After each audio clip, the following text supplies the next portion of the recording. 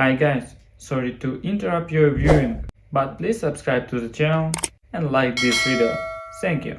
There's a particular kind of ache that comes from sitting at a plastic folding table in the sun, surrounded by people who claim to love you, but wouldn't notice if you slipped through the cracks and disappeared entirely. That's what family reunions feel like for me. Not warm, not nostalgic, not comforting, but something closer to duty laced with the subtle sting of emotional paper cuts.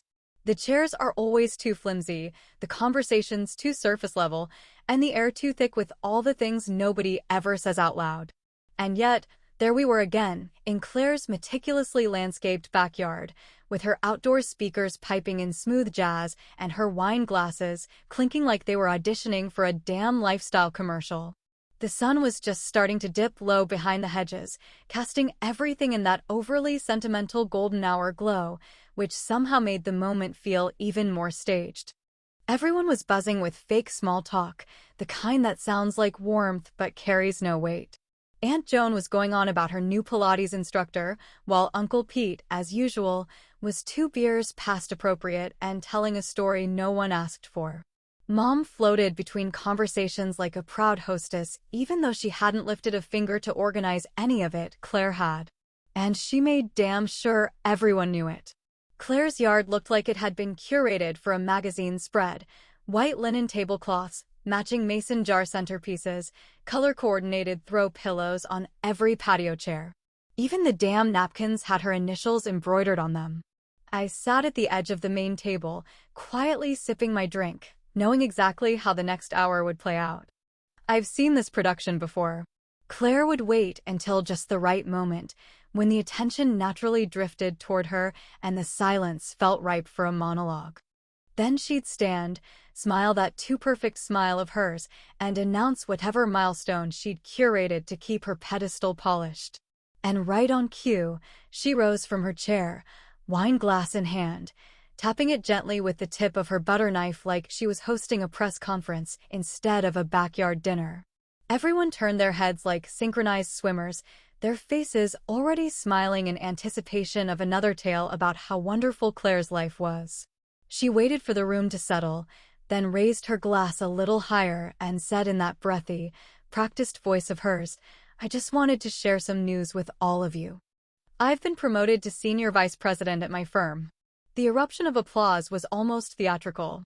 Mom clapped so hard I thought she might throw her shoulder out. Aunt Joan stood up to give her a hug before Claire even finished her sentence. Uncle Pete hollered something unintelligible, probably thinking he was still at a football game. Claire stood there, beaming, soaking in the praise like she hadn't already sent a group text the night before to pre-announce it to the people she cared about most. And I just sat there, still sipping my drink, still quiet, still invisible in the corner of my own bloodline. But this time, something inside me didn't just ache, it cracked. Not in a dramatic, teary-eyed way, but in that clean, surgical way you feel when something's been waiting to break for years and finally gets the permission to do so.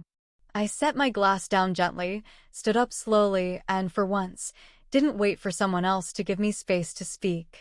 "Actually," I said, my voice calm and flat, "I have some news too." That's all I said at first.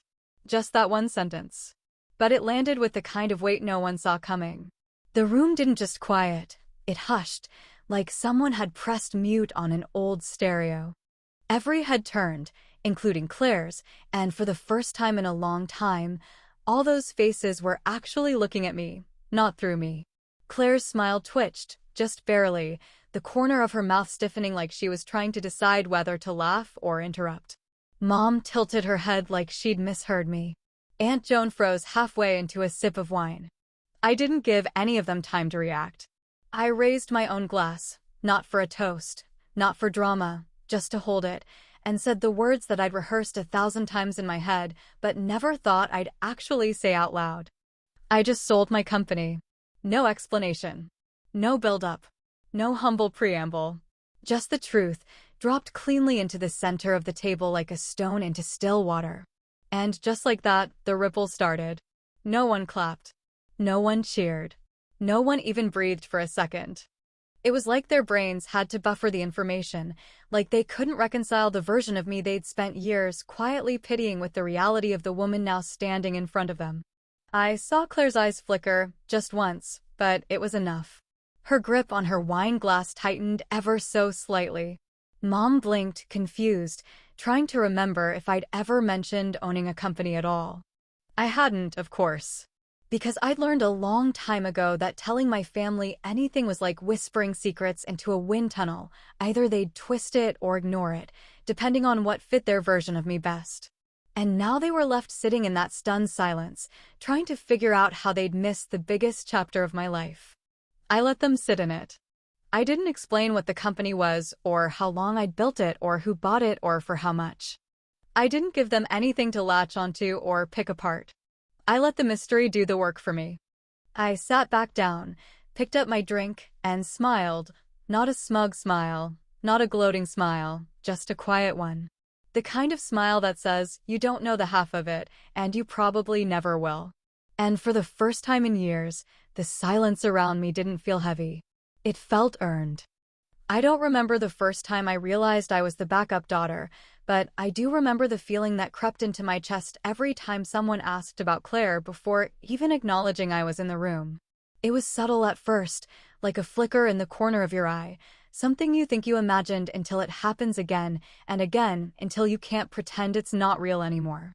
That feeling became a rhythm, a dull thud beneath every family interaction, every holiday dinner, every birthday party where I played a supporting role in my sister's spotlight performance. I've always been the one who cleaned up the dishes while Claire basked in applause, the one who got a polite nod while she got standing ovations just for showing up. When we were kids, her birthday parties looked like something out of a catalog: 3-tier cakes with hand-painted frosting, themed decorations, rented ponies, and a magician who stayed way too long. Mine? Mine came with a sheet cake from the grocery store bakery and a single helium balloon tied to a folding chair. And every time I asked why hers was always bigger, Mom would say, "She's older, sweetheart. She only gets one childhood." Like mine was just an optional extra. Claire got dance lessons, art camp, violin tutors, horseback riding. I got swim class when there was an opening at the rec center and hand-me-down leotards that were always a size too big. But it wasn't just the material things, it was the way people looked at her, the way they leaned in when she talked, like her voice carried more weight just by existing. She could read a menu out loud, and my mother would say, "She's always had such poise." I could read a full novel in a week, and no one noticed unless I forgot to put it away in time for dinner. By the time we were teenagers, Claire was already a trophy child. Straight-A student, class president, homecoming queen. I wasn't failing, I wasn't lost, I wasn't some cautionary tale. They just didn't care enough to see that I was quietly excelling in ways they didn't value. I built science fair projects from scratch while Claire ordered prepackaged kits online. I taught myself HTML at 14 and built a small website for our school's drama club, which, by the way, Claire took credit for because she was on the poster committee. She told everyone she helped with the design, which, apparently, in our family, meant she deserved all the credit. And I didn't correct her, not because I was afraid, but because I was already tired. College was just another layer of it. Claire went to an overpriced private university with Mom and Dad beaming at every move-in photo and every care package sent with homemade cookies and handwritten notes. I got a scholarship to a state school 2 hours away, and Mom called me twice that semester, once to ask about my class schedule, and once to tell me Claire was applying to a competitive internship and needed help with her resume. That was the call where she said, "You're always so good with words. Maybe you could help your sister polish hers." I remember staring at the phone in my hand after she hung up, wondering how she didn't choke on the irony. And it only got worse from there. When I got my first job out of college, I was excited. Nothing glamorous, but it paid well, and it was mine. I told my parents over dinner, and Dad nodded, chewing his chicken while Mom said, "That's great, sweetheart. Claire just landed an interview with a Fortune 500 company. Can you believe it?" I hadn't even finished my sentence before I was buried under hers. That's how it's always been. Claire's life was a highlight reel. Mine was the intermission. She was the story, and I was the quiet pause between chapters, the filler scene, the backstage crew making sure her lights stayed on. When I bought my first car outright, Mom asked if Claire could borrow it for the weekend because hers was in the shop. When I landed a promotion, Claire announced she was considering grad school, and somehow that stole the attention before I'd even had time to process my own news. It wasn't just them either.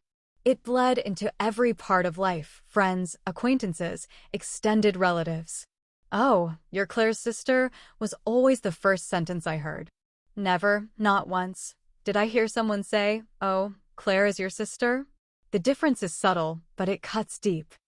I learned how to live in that shadow, how to smile politely when people asked about her achievements and pretended not to notice that they never asked about mine.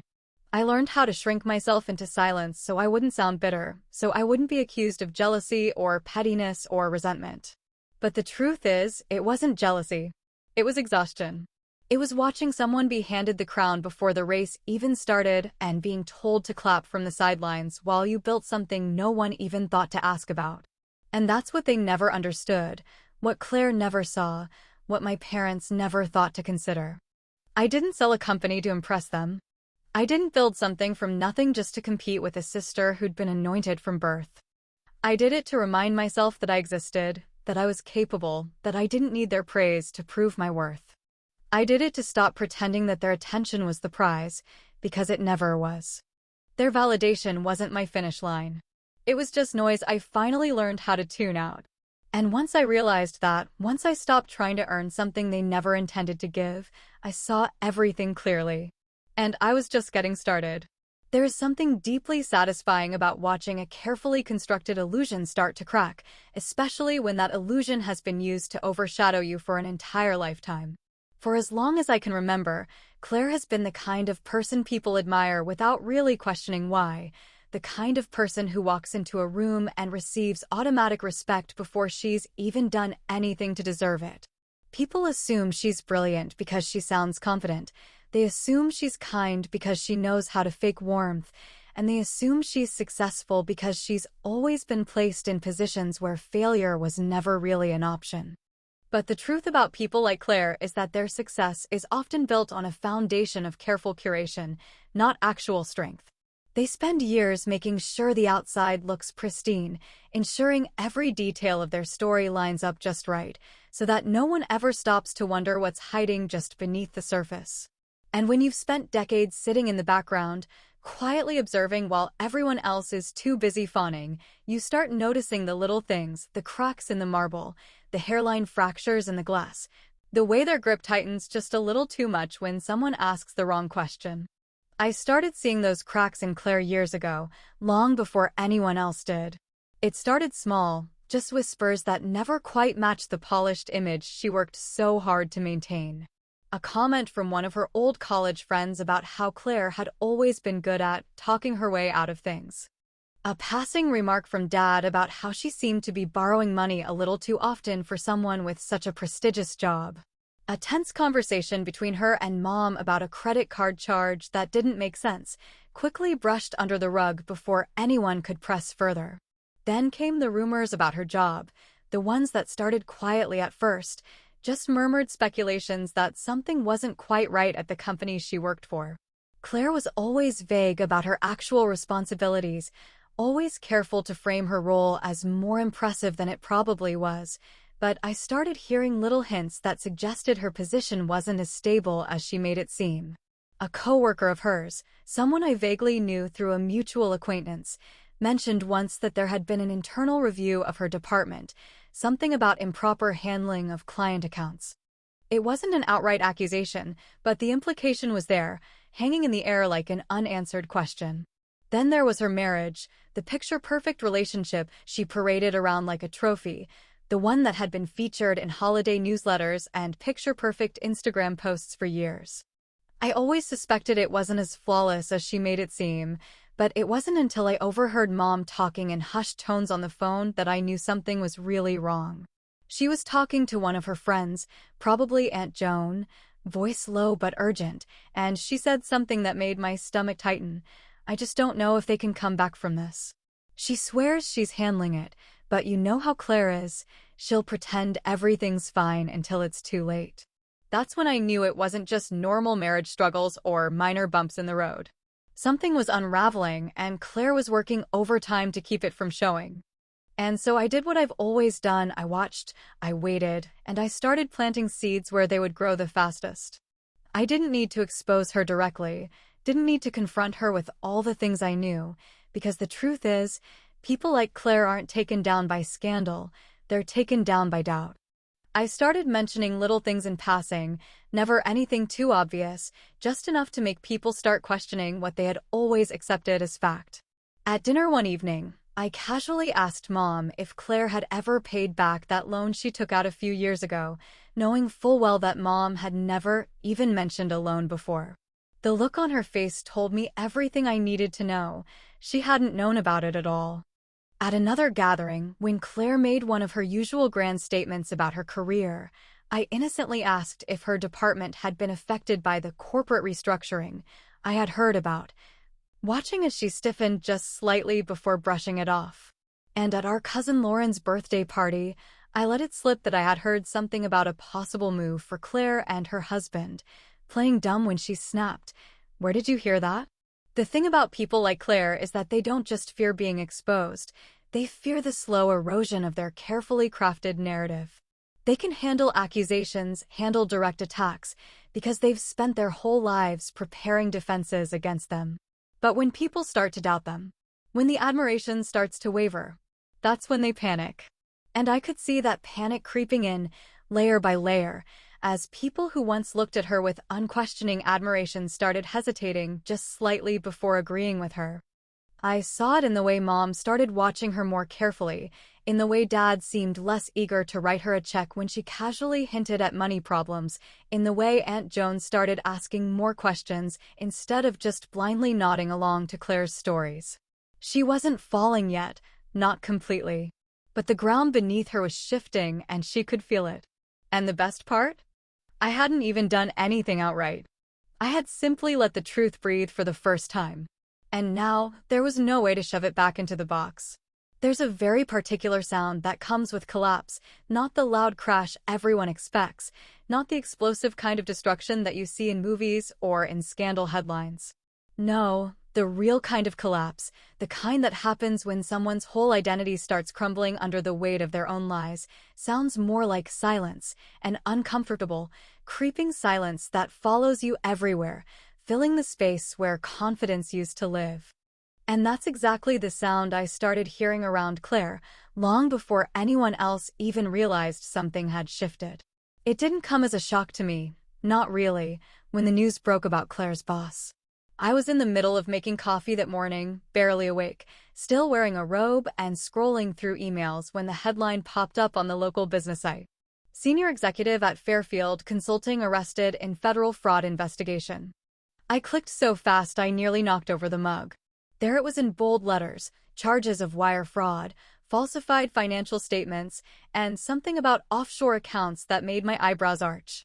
But what caught my attention more than anything else was the line buried halfway down the article: the investigation is expected to expand, with multiple employees under review for unauthorized side dealings and falsified revenue claims tied to client partnerships. That's when I knew it was only a matter of time before Claire's name surfaced too, and honestly, it was a miracle it hadn't already. Because months earlier, before the reunion, before the promotion announcement, before I'd decided to start playing the long game, I had already set something in motion. A quiet little move that no one, not even Claire, would have seen coming. I'd sent an anonymous tip to the company's internal compliance team, detailing suspicious consulting contracts she'd boasted about after one too many drinks at a family dinner. Contracts that weren't on the books. Clients that didn't really exist. Side projects she was funneling through a third-party shell company to make her department numbers look better than they actually were. It wasn't hard to piece together once I knew where to look. I'd spent years pretending to be unimpressive, which made it all the more effortless to sit in silence while gathering every breadcrumb she'd carelessly dropped in my presence. I didn't need revenge to be explosive, I needed it to be surgical. And now, watching it unfold on a national stage, Watching the Golden Girl fall in the most public way possible, I felt something in me settle for the first time in years. Claire didn't respond to the news immediately, at least not publicly. She stayed quiet for 2 days while speculation swirled around her name, while online forums lit up with rumors and anonymous posts from disgruntled employees confirming what I already knew. Her so-called promotion? It was just a thin layer of paint over rot. A way to quietly move her out of the center before the whole house came down. She hadn't earned anything, she'd been repositioned to protect upper management's image, nothing more than a decorative exit strategy that got exposed before it could serve its purpose. And while all of that was unraveling, my life, quietly, steadily, deliberately, was thriving. My company, the one no one in my family even knew existed until the day I sold it, was being featured in industry newsletters and quietly backed by serious investors who saw value where my own family only saw failure. I wasn't flashy about it. I didn't hold press conferences or throw launch parties or spam social media with inspirational quotes about entrepreneurship. I just built something solid, something mine, something real. And while Claire scrambled to salvage a reputation built on borrowed credibility, I was signing a deal for a second venture, one that would double my revenue within a year. The contrast was almost laughable. Her Instagram turned quiet, her holiday cards suddenly absent from the fridge magnets, her husband's name whispered in family corners with pity instead of praise. Because yes, in case you're wondering, her marriage cracked too. Not overnight, but steadily, inevitably. You can't lie that often, that deeply, and not have the rot seep into everything around you. He left quietly, packed his things in the middle of a weekday while she was at a crisis PR meeting, and sent her divorce papers by courier 2 weeks later. I found out from Aunt Joan, who delivered the news with a hushed voice and a wide-eyed expression like she was reading from a soap opera script. And then came the shift, the awkward pivot that families make when the pedestal they've worshipped for decades finally crumbles. Suddenly, I was being invited to sit at the center of the conversation, being asked for my opinion, being told how proud they all were of me. Aunt Joan sent me a handwritten card, can you believe that, telling me how inspiring it was to see me come into my own. Cousin Lauren asked if I'd be willing to mentor her friend's daughter who wanted to start her own business. Even Mom, who once measured my value in how many times I could fetch a salad bowl without complaining, started leaving voicemails saying she always knew I had it in me. And through all of that, I never once reminded them how long it took for them to see me. I didn't list every insult they dismissed as constructive criticism.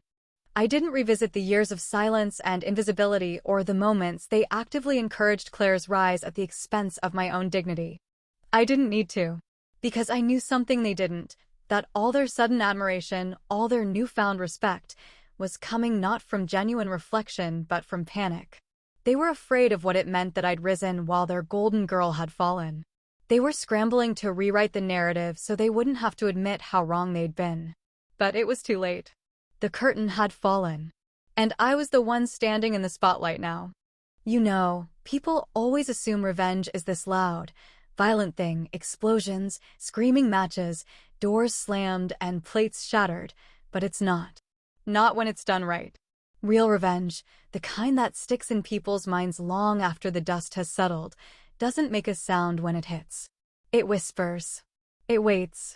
It creeps in quietly and makes itself comfortable, right under their noses, until they're choking on it and can't even figure out where it came from. And I suppose that's what this was, in the end. Not a tantrum, not a bitter lashing out, but the result of a plan I started laying the groundwork for years ago while everyone else was still too busy clapping for Claire to notice I was even in the room. You see, I didn't just sell a company on a whim. I didn't build a business just to prove a point or win a sibling rivalry I never signed up for.